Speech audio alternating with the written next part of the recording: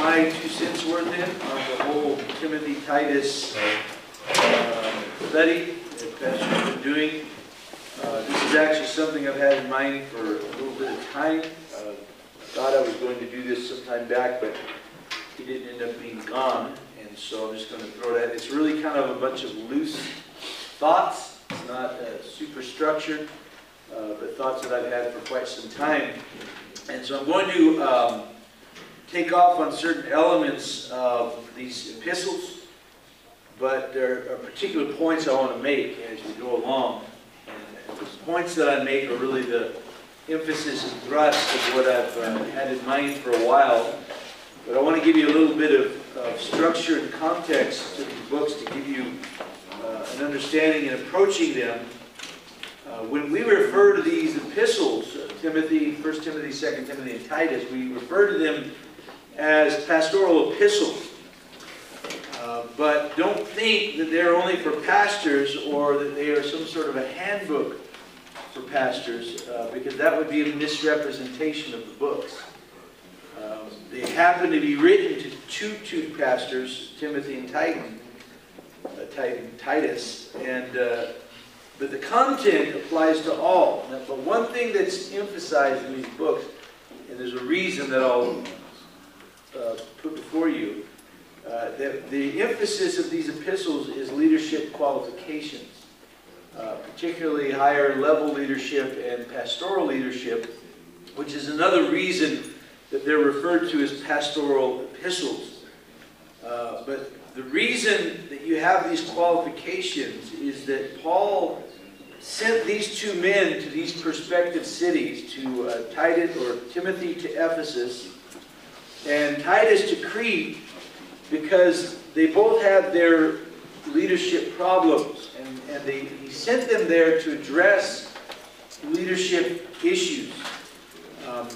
Now for Timothy, he had the task of actually going into Ephesus and replacing segments of current leadership. So think about this. You go into a church, there's a certain element of leadership, but they're not functioning correctly.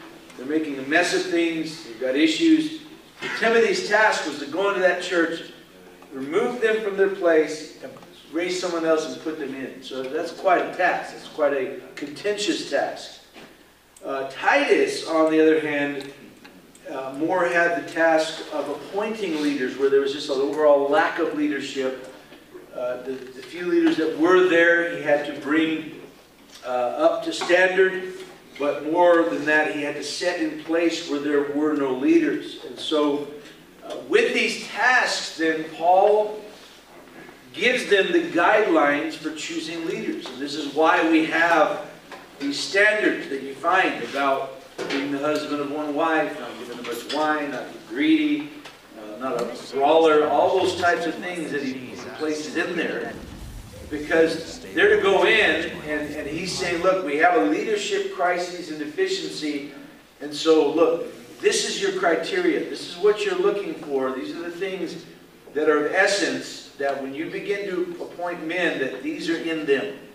Okay, and so this in itself really does help us a lot. And so neither of these two men were sent as long-term pastors for these churches. They were more, rather than pastoral appointments, they were more apostolic appointments. They were simply sent there for a period of time. And if you read, you're going to find that Paul told them basically, look, do this as quickly as you possibly can. Get the matters resolved, the leadership issues in the church addressed, and then move on to meet me in another city. And so they really weren't pastoral appointments. They were apostolic appointments. The difference is that they were not there long term to pastor those churches. They were there to appoint pastors for those churches. And so here's a backdrop that we have, and Paul was simply giving them guidelines on how to pick pastoral leadership and higher level ministry positions in the church. Now, what's interesting is that these two men were very different in approach and personality, and it almost seems like Paul got the appointments backwards, because when you profile these two men in Scripture, you discover that Timothy was more of a timid type. He wasn't a highly confrontational type. Paul was trying to put this in him. Look, on the one hand, he had the demeanor to deal with this because it was a contentious arena that he had to enter into. But Titus, on the other hand, was more the aggressive, no-nonsense type leader, which makes you wonder why he gave Timothy what seemed to me the more difficult task, and that would be a more combative arena, but Paul knew what he was doing. And he knew these men, and if you know his relationship with Timothy, it was like a son, and there were certain things he understood. Now, with that in mind, this is the first place to make a point. True leadership is all about producing more leaders. Okay? So this is an important point. So this was what Paul made as a focus point for Timothy in 2 Timothy 2, verse 2. And the things that you have heard from me among many witnesses, commit these to faithful men who will be able to teach others also. So true leadership has a goal in mind. It isn't just to get the task at hand fixed and make sure you don't get rebuked and don't drop the ball. True leadership is something that should be producing more leaders. This should be something that every level of leadership in the church is seeking to produce and reproduce. Our task is not only to do the task, but to draw others to ourselves and then reproduce that in them. This can be a breakdown. You know, you've been entrusted, then you entrust to others, then they entrust to others, and on we go, and all of a sudden you have this developing of leadership that, especially in a bigger congregation, is so necessary. And it doesn't mean everyone's going to be the main chief, but chiefs among chiefs. You know, as you break down in the Old Testament and you see how Israel functioned, there was a structure of leadership that went throughout their ranks. You had your highest level of leadership and then maybe lower levels, but as they went along, they were all necessary. And remember when they were appointing them,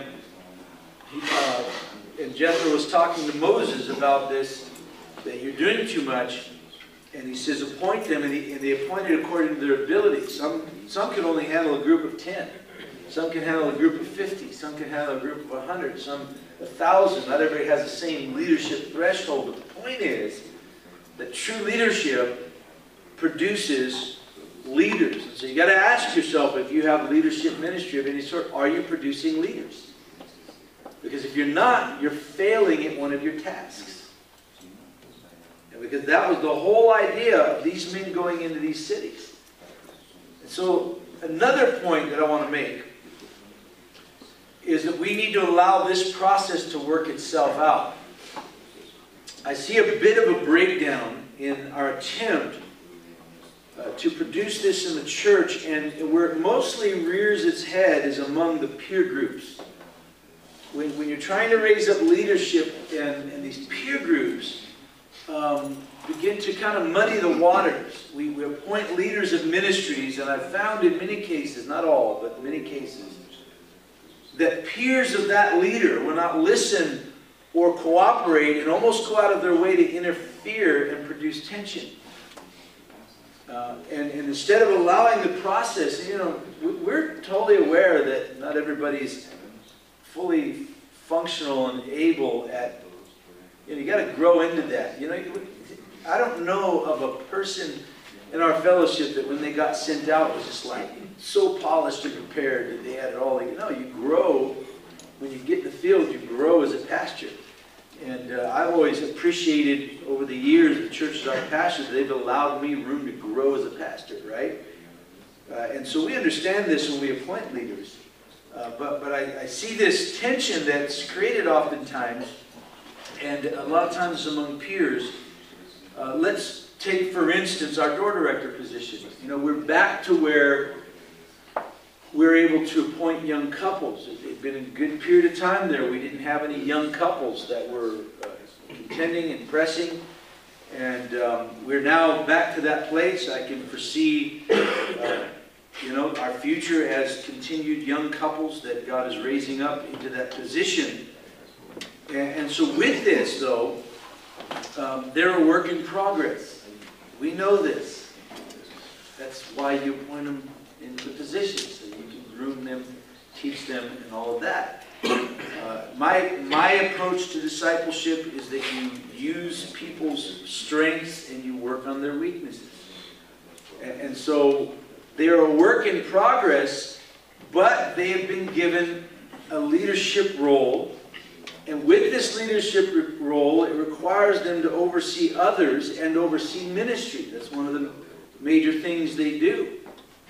And the door director has been given authority. Now, we always tell the door directors that, respect comes as you serve. And so it's not something we don't try to give them their respect. They have to earn that in the trenches. But having said that, they still have a leadership role, and they've been ordained with a certain authority. For instance, one of the main ministries, if not probably the main ministry of a door director, is to oversee the music scene. So that's their arena. They make the calls, they issue the challenges, they say what they do and don't like about what you're doing and how you're doing it and what you're doing. But that doesn't always fly with everyone, especially in the peer groups, right? Especially those that either deem them as their equal or that they are somehow above. That usually doesn't happen as much. This is just my observation. When you have a much older saint that's been around a long time, they understand the process and they're trying to help the process. So they'll come under that for the sake of helping it. But when you're dealing with younger people and you're dealing with peer groups, unfortunately that's not the demeanor you find. And most will cooperate or conform if I step in. But what I've found is that many will not cooperate with others in their peer group or just below their peer group when they're trying to establish the same authority over the matter. Right? It really causes problems for our cause. Now, we work with it, we go with it, but I'm trying to make a point here that can help us in the big picture as we go along here. We need to give room for leaders to be developed. I've had this talk with a number of people in recent days that come, and they didn't have a beef per se, but were rubbed wrong perhaps by a peer group leader or someone just below their peer group that spoke into something, made a call, and it ruffled their feathers. And I pulled them aside and said, look, you gotta see what we're trying to do here. We're trying to develop leaders. And you have to give room for this. And if all you can ever do is kick against it, you're gonna cause more problems than help.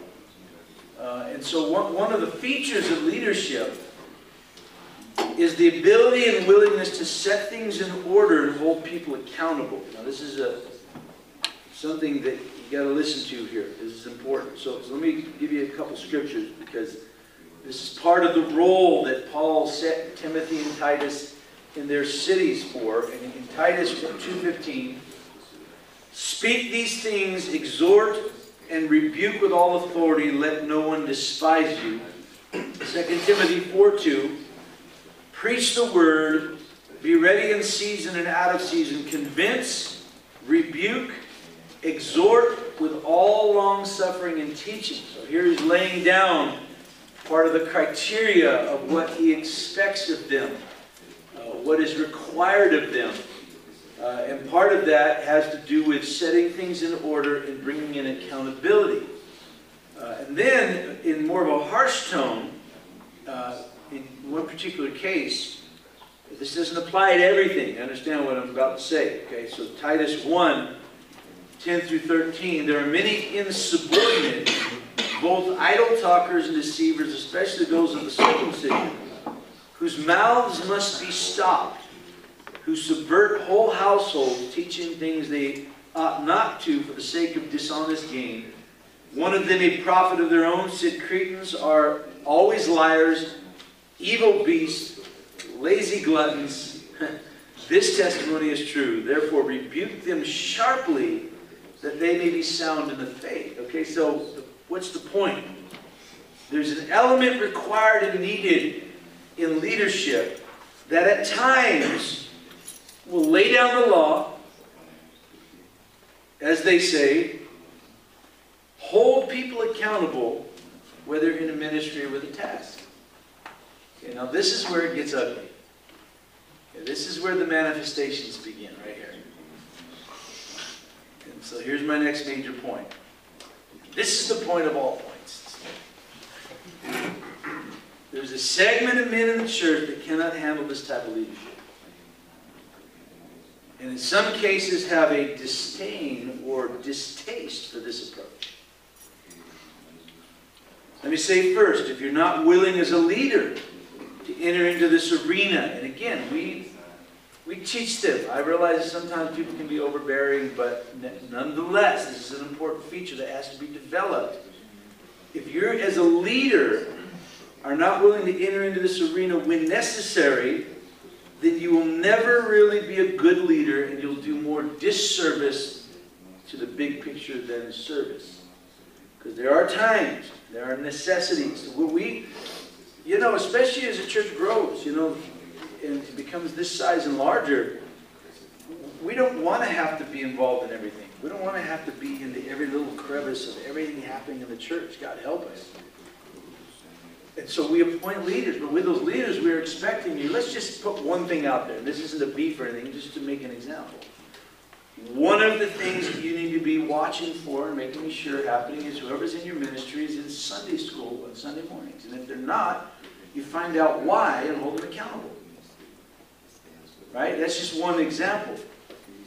You're an extension of Pastor Stevens. And so, what are the things that, if he was overseeing and in the crevices of it, that he would want to see happening, what kind of accountability would there be, right? And so if you're not willing as a leader to enter into this, then you're not going to be a very good leader. And the second thing is, if you don't allow this type of leadership to be developed in those that are appointed in leadership positions, you'll not only hinder, but you'll create tension points and even division. Because you have a distaste for that, you're going to go to war against it when you see someone else. You're going to stand against them, and you're going to make a scene over it. Because snowflakes cannot handle being brought into accountability. Snowflakes can't handle heavy correction. Especially from those they deem as their peers or below their level. They would never go to a pastor figure and correct them on how they approach that, but they'll go to this person, and I'm not saying it's always wrong, but there's a way to go about it. If you have an agenda because you can't handle this type of leadership, you're not going to go about it right. You're going to approach it to undermine that, rather than to help them to see that, you know what, you might have been a little over the top on that. You see the difference? And so if you think you're above needing to be corrected or challenged, and you don't allow this from your ministry leaders or from those that are in leadership over you, then get out of the ministry and go sit down. Because you're just causing problems. That's all you're doing. You can't handle it, just do what I just said, how I said it.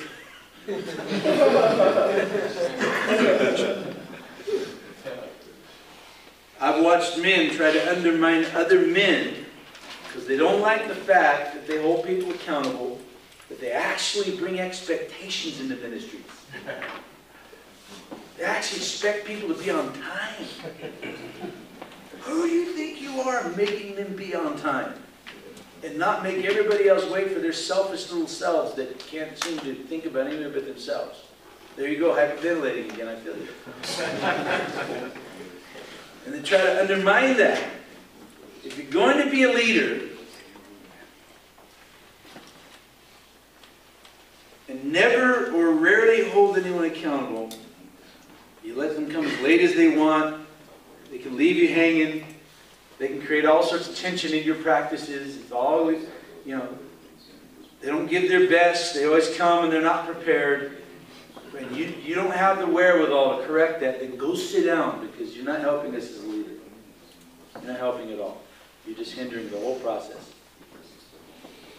The whole premise of Paul writing these epistles to Timothy and Titus was he placed before them the expectations and standards of leadership, because they're going to both leave, and Paul's not there. He realizes, look, if we don't have a certain level of leadership, a certain quality of leadership, with certain expectations, this thing's going to fall apart. And usually the biggest headaches I have to deal with in the ministries of the church are in these arenas. And it usually comes down to leadership problems. It's a leadership issue. And Paul says, this is what I'm sending you there for. Just put this in place. In Timothy's case, he had the task of actually confronting and removing. That's no easy task. That's a hard one. And then replacing again. And then Titus had to find and put in place leadership. If you have a distaste for solid, no-nonsense leadership, and you yourself will produce loose, non-structured ministries and won't be willing to hold others accountable, and you'll never create higher expectations. And you will not fulfill the mandate of leadership producing other leaders. It won't happen. This doesn't mean that you are a tyrant or you never smile and have a loose moment of fun in your practice. Hopefully you're getting the picture. But both these epistles to Timothy and to Titus have the expectation that these men will present their leadership in such a way as to produce leaders that will carry on the work with the same exampleship and expectations once these men leave. And this was all an extension of Paul's. Paul's the one that put all this in place. He's the one that came up with this criteria. They were to establish it. You know, if you're not on board with the ultimate leadership of the church, just be honest and get out of the way, you know, instead of pretending. You know, if you, and again, we all have our own personality when we go about it. You know, Timothy had a side to him, Titus, but at the end of the day, they were creating the same thing. You know, and Paul knew, and he knows, you know, what this personality can accomplish and not accomplish, and what this one can accomplish and not accomplish. You know, there's certain people in our leadership, our fellowship, they're leaders. They've been known over the years as those that can go into a church and restore it. Problem churches that have fallen and had major failures, and not just leaders, but others in our fellowship, they're known as those that can go in and restore. And so everyone has their place that there's a strength, and then in some cases, maybe it's not your strength that you're put in like Timothy. I believe that Paul put him in there to develop in him some things that were missing. Like I said, you use people's strengths, you work on their weaknesses. So one of the ways you have to work on their weaknesses is put them in an environment that is their weakness. And everyone else like, do you know who he is? That guy can't handle that. That's the whole point sometimes. Is we're developing that timidity in him. That's why Paul had to deal with him, because he was in this environment. It was a contentious environment, and he's having to do what he's not natural doing. He had to confront and rebuke and exhort and appoint in a highly contentious environment, but I guarantee it puts something in him that he didn't have. Yet if he would have put Titus in there, he's like a pig in a mud bath. I mean, this is like his home. Yeah, let's take this on. Get out of here. You, come on, take his place, you know. So he puts him in an environment where he had to temper some things. See how that works? And that's what we're trying to accomplish in the church. And when you think we're all, you don't know, Pastor Pugliese, you're not there. No more than you think I do. More aware of what's happening in the big picture than you think. But I don't think the way you think. We're going somewhere with this. It's not a perfect science. It's a process. And you got to be willing to step out and take a risk in some areas to develop men and develop leaders. And so the question is, are you on board? Because that's the whole essence of what we're talking about. So, I've stirred the waters pretty good. So maybe you have some questions or comments in light of what I have said this morning. Or need some clarifications. We want to present some scenarios without throwing your brethren under the bus. So let's say we're in need of leadership. when you have a man that's not so qualified, but he wants to step up, and then you have someone that you see that's, meets all of qualified, but he's just not ready to. And it all depends. There are certain leadership levels that someone may have a lot of good intention, but they're what they are considered what the Bible calls a novice, and if you put them in prematurely, it could ruin them. So it all depends. And this is something you have to learn if you're going to pioneer. Don't get in a rush to appoint leaders. Don't get in a rush, because you can seriously hinder a man if you prematurely do it. Now, having said that, we've done it before. People come along and they don't have it all. They're not all polished, but it's a level of leadership that doesn't require a whole lot, and we'll put them in. They show the ambition, and we give it a shot. But again, it all depends what level of leadership it is. That's important. Yes. That comment made me think of the talents. Like, hey, we're going to give you this much, to this other person this much, and then that's the test of it, so we can our capacity to grow. No, that's exactly how the kingdom works. That's how life works. And that's why I say don't get in a rush. It is a progression. Leadership's a progression. So I'm not just saying you're going to take some newbie that's got a lot of zeal and throw them in to lead the masses. It would be a disaster. We are talking in context of people that have, made little steps of progression. And I mean, every step, typically, every step to the next rung is always over our head. It's almost always true in life. Think about it. Think about promotions at work. Even though you're prepared, you're not really totally prepared. But you're going to grow into it. And you've shown the propensity to be able to take that step and then grow into it quickly and do what you got to do. And so, it'll help you to think this way, because, I mean, we're looking for this perfect, polished, everything. And then we got to be careful, because we're looking for somebody that thinks the way we do, acts the way we do. It's too complicated. But it's progressive. And God gives you according to your ability, and hopefully we as pastors are in tune with that and are able to do that as well. Bring people along in such a manner. As a leader yourself, how are you supposed to measure how far you've gone, or like if you're going at a good pace? By the things you've accomplished? Like, how do you look at yourself and say, I'm doing okay? I guess it depends on. Well, that's a good question. It's kind of twofold. On the one hand, if you're honest with yourself, there's always room to grow. That's always a fact, especially if you're challenging yourself. But you can come to a place of confidence. You don't always have to be uncertain, afraid, you know what I mean? You can come to a place of confidence, and it's just something that you don't necessarily think about. It just happens. And as it comes, you've got a confidence in how to go about it, how to flow, how to interact. But then you'll always, especially in the ministry, you're always going to run into arenas that are outside of your scope of expertise, I guess you could say, or understanding. And that's where you have to be honest and have others that surround you. Pastor Stevens is a master of this.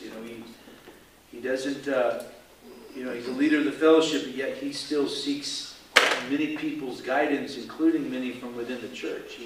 He knows his strengths, he knows his weaknesses, and you have to know that as a leader. That's, when I say that's part of humility, you don't produce that in yourself. It's just something that as you go along and let God work in you, it becomes a part of you, And we've all stepped out beyond ourselves and probably fell on our face and realized you needed help for that. It's another growing process that's involved, but you can become to a confident place, but you never will arrive. And so you'll always have a place, if you're honest with yourself. Now, there are egomaniacs out there, but they don't last long, because they can't take outside input, but you're always going to need outside input. I was, you know, a couple thoughts with his question was, in the Coast Guard, you know, when you made you made E4, E5, all the way up to E6, if you made rank within the same station or the same place you were stationed at, they would keep you there. But once you made E6 or E7, which was achieved, they would move you almost immediately after you made rank. Now, the reason for that was because of that issue, not being able to lead your peers. You know, they saw a big problem with it. They knew that it was an issue. You know, people wouldn't respect that person that made chief because now he's in a leadership position. He has to make assertive calls. He has to bring down discipline. He has to do all those things and bring correction, right? Well, obviously we can't do that, right? We promote somebody into a leadership position. We're not going to ship them off to a different church to go be a leader over there. You know, he has to learn to do that here. You know, I don't know, I'm repeating what you guys are saying, but the point being that I remember one of the guys that I was with made rank, and he had a lot of immaturities. He had favorites, he showed favoritism, he had, you know, this way of going about it. He was trying to be assertive of his leadership without earning the respect, without earning that leadership position. And I remember he was having a lot of conflicts with people that were his peers before, and I was one of them. And I remember telling him, I'm like, man, you're going about this all wrong. How do you expect people to respect you if you're going about this all wrong, you know? And a couple months later, I remember he really tried hard to change his position, his leadership, his style, you know, I understand. But it was what you said, it came through humility. I noticed a change in when he would talk to you, it was a level of humility that I guess that he really kind of found himself learning, but it was the feedback. You know, whether good feedback or bad feedback, whether through conflict or through simply talking to you, sometimes you gotta listen to those people that are the most obnoxious, because through that lesson you'll learn something, you know? Yeah, no, you're right. And the thing about it is, we never are so high on our horse or high up the rung that we can't or shouldn't be able to take input. We all need it. There's always different vantage points that you don't see for yourself, you know. But it's how people go about it, you know. And I would say, this is not a don't speak into a leader's life or bring up, but you know, how you go about it. If you're going to make a contentious blow up in front of everybody, well, that's not the way to go about it. If you're going to pull them aside and have a talk with a heart to help them, not to undermine because there's something that rubs you the wrong way, that's okay. That's all part of the way it all works together, you know.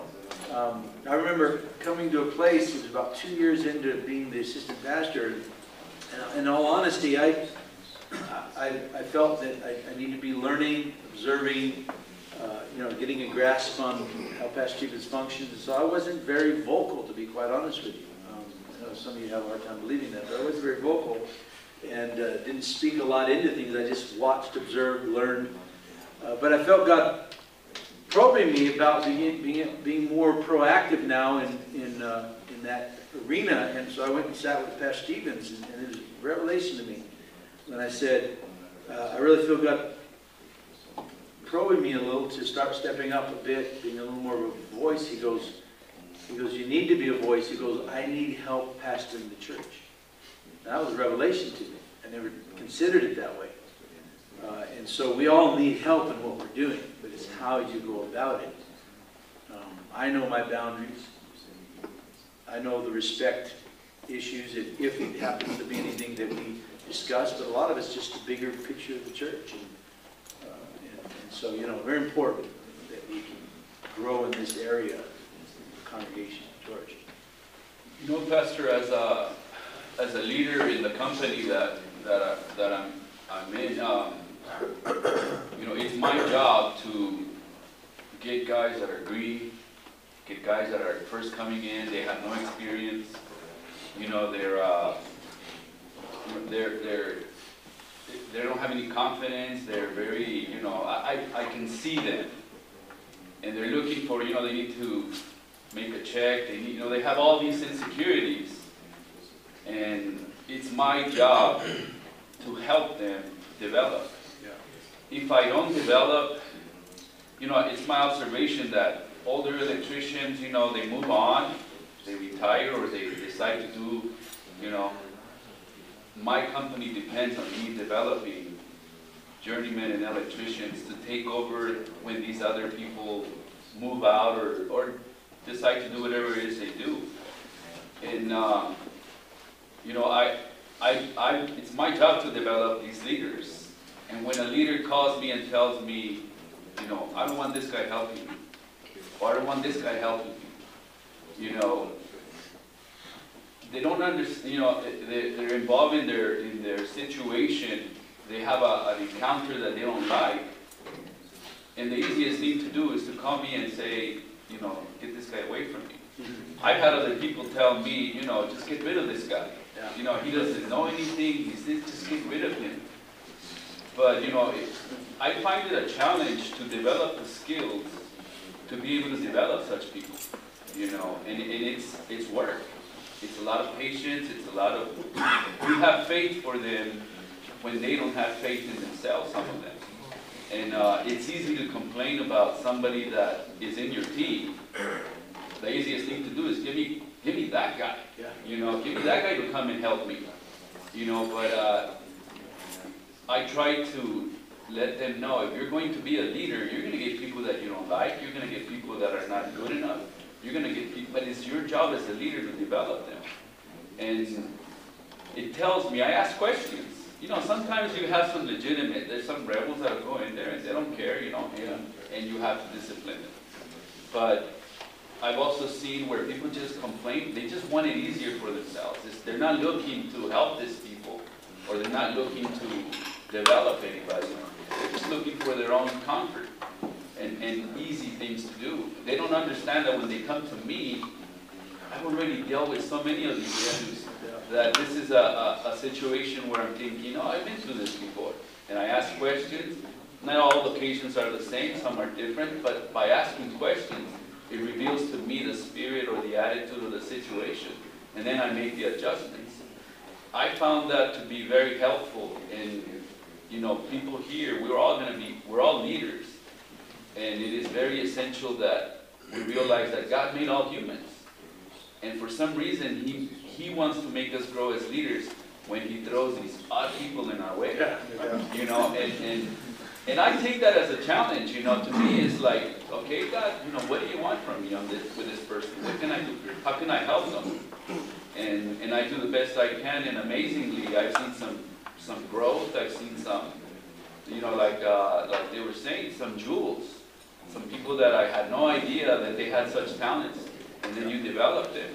But it's amazing, and you know, there's some of you guys here that work for me.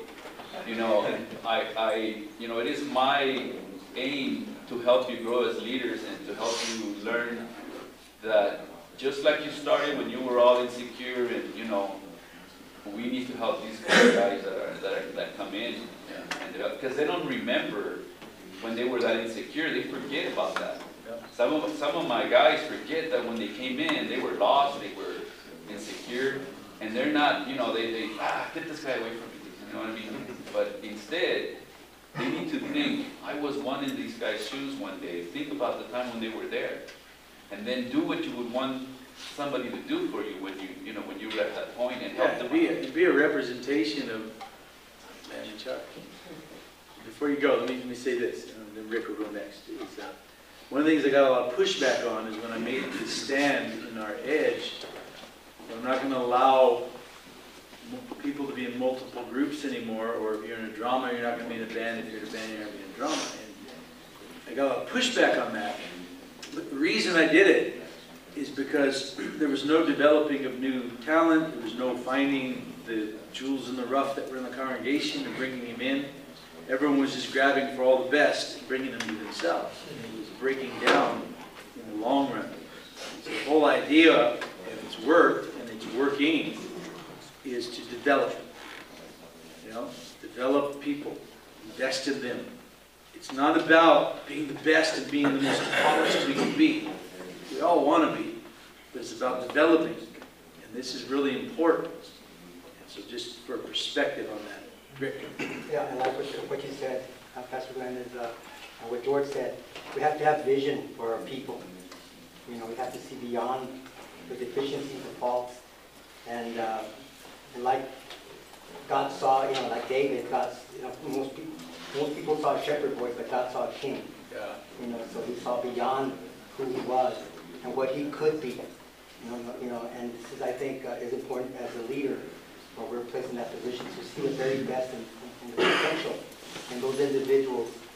And one little thought here says, we must become the change we want to see. So when you take that position and you want change, God places us in that position in order to bring about that change.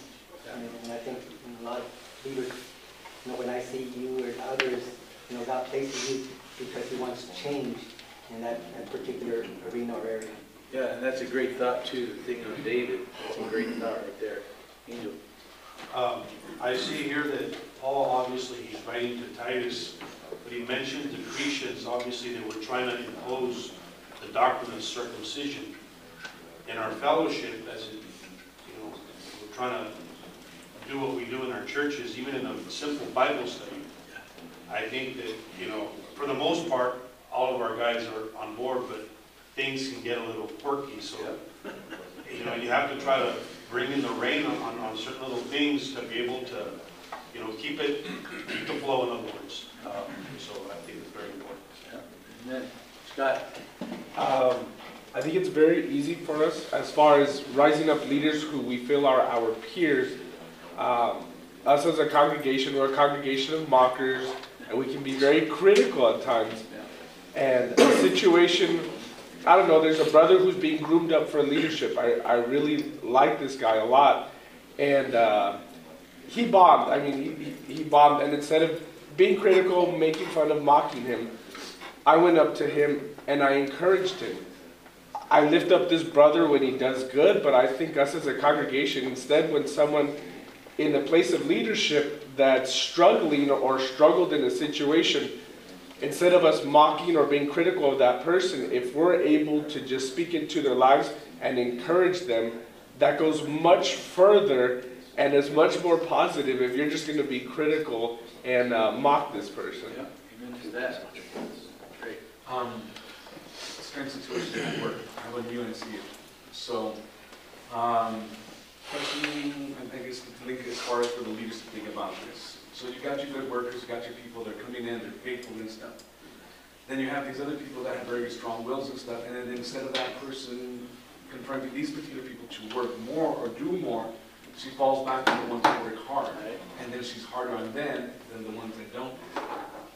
And the other thing, just to think about as far as the leaders, think about this. Did you have your good people that come, they're faithful, they're on time, they do what you're asked.